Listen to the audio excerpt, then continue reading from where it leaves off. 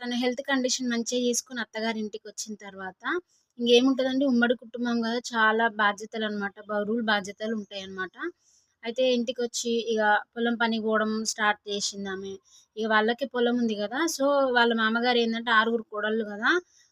ఆరుగురు కోడళ్ళకి ఏం జేషిండు, ఆరుగురిని పనికి రమ్మని చెప్పేవాడనమాట. అంటే పొలంకి. ఎందుకంటే, ఇప్పుడు ఆరుగురు వీళ్ళొస్తే ఆరుగురు కూలి వాళ్ళని తెచ్చుకునే అవసరం ఉండదు. డబ్బులిచ్చే అవసరం ఉండదు గదా!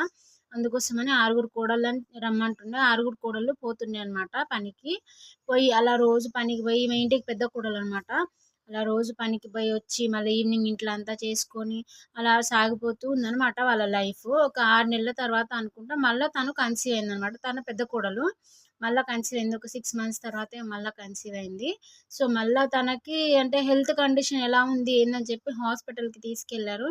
దేవుడి దయ వల్ల బానే ఉంది అని చెప్పారనమాట. అయితే ఏం జరిగిందనేది నేను మీకు నెక్స్ట్ పార్ట్‌లో చెప్తా. ఓకేనా?